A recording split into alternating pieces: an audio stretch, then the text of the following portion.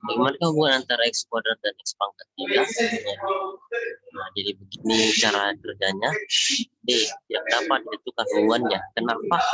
Karena kalau X kuadratnya itu bernilai negatif, itu hasilnya tetap positif. Kalau bernilai positif, hasilnya tetap positif.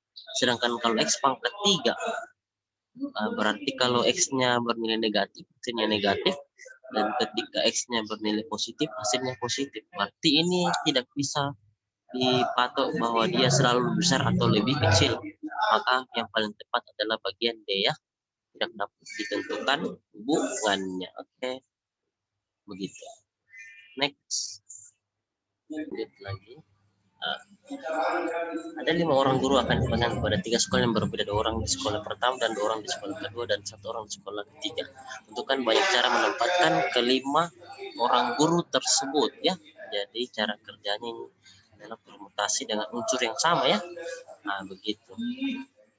Ada 5 orang, 2 orang ini 2 orang di sekolah yang pertama, 2 orang di sekolah kedua dan 1 orang di sekolah ketiga. Berarti 5 faktorial per 2 faktorial kali 2 faktorial kali 1 faktorial. Hasilnya 5 kali 4 kali 3 kali 2 faktorial per 2 faktorial kali 2 kali 1 ya. Dicoret 2 faktorialnya sehingga 60 bagi 2 jawabannya 30 begitu. Nah, ini dia. 1/4, 1/2, 3/4, 1 1/4, 2, titik, titik ya. Jadi kita isi. Nah, kita jadikan bilangan penyebut 4 semua ya. Jadi 1/4, 1/2 itu adalah 2/4, 3/4, 1 1/4 itu adalah 5/4 dan 2 adalah 8/4. Kita lihat ini. Saat yang bagian pembilang bagian atasnya 1 2 3 5 8 itu adalah bilangan Fibonacci ya. Fibonacci itu ditambah-tambahkan.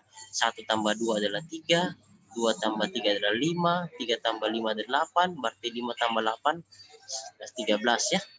13/4 gitu. Ya, 1 2 3 5 8 itu adalah barisan Fibonacci.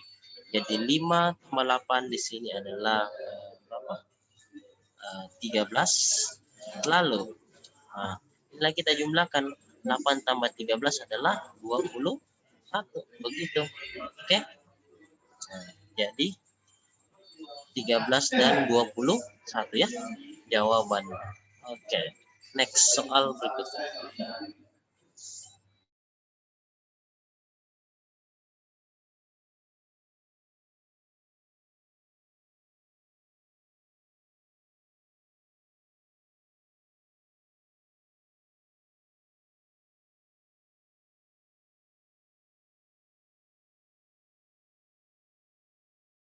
Jawabannya.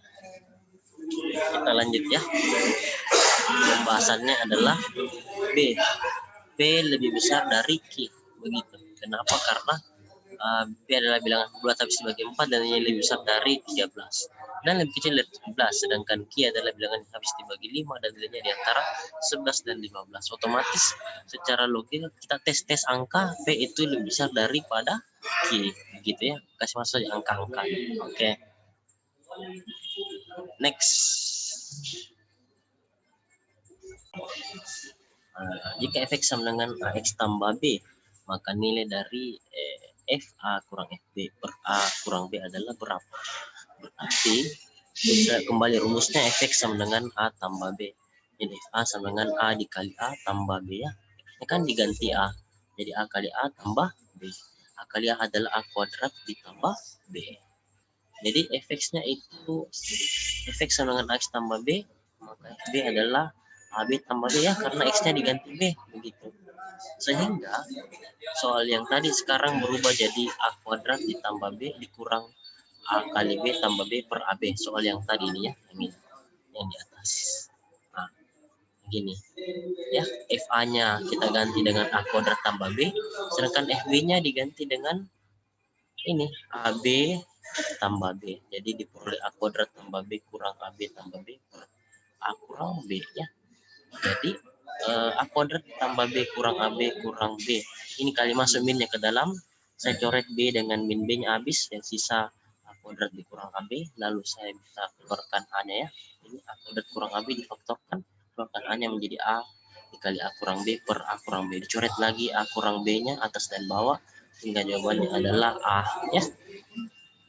Next, nomor 36. 1 menit dari sekarang.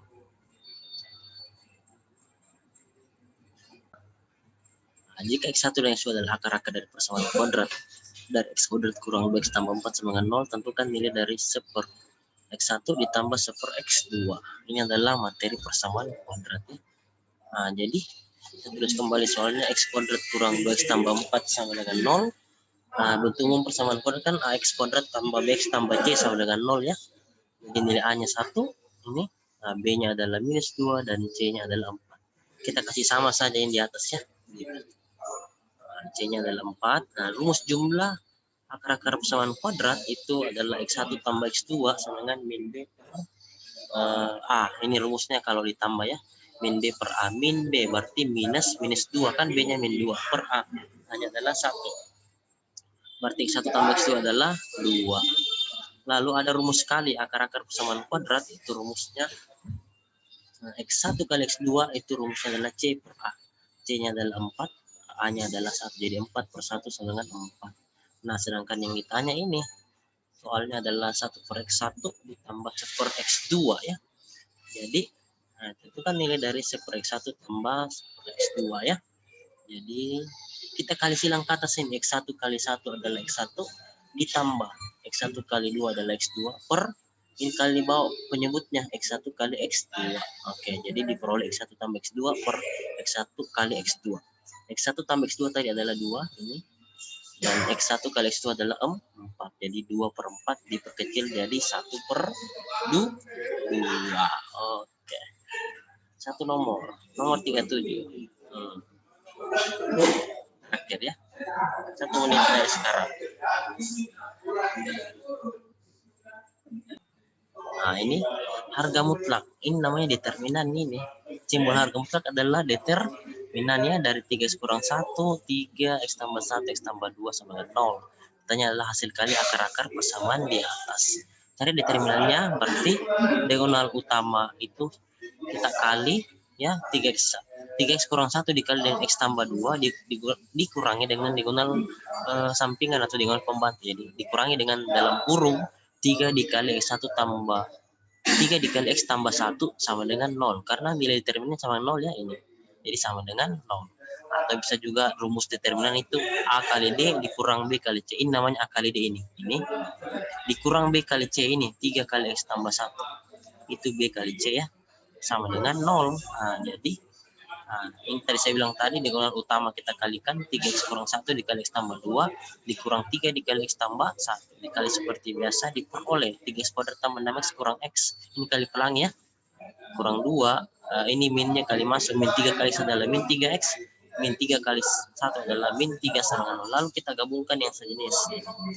Menjadi 3X kuadrat tambah 2X kurang 5 sama dengan 0. Nah, yang ditanya adalah hasil kali akar-akar persamaan di atas. Hasil kali berarti itu ada rumusnya tadi hasil kali ya. Kita pasang rumus umum persamaan kuadrat dulu, AX kuadrat tambah BX tambah C sama dengan 0. Nilai A-nya 3 ini, B-nya adalah 2 dan C-nya adalah minus 5 ya. Nah, rumus hasil kali tadi adalah X1 kali X2 itu rumusnya C per A. Tinggal dimasukkan. C-nya ganti min 5 dan A-nya ganti 3. Jadi jawabannya min 5 per 3. Oke. Saya rasa cukup sampai di sini. Terima kasih.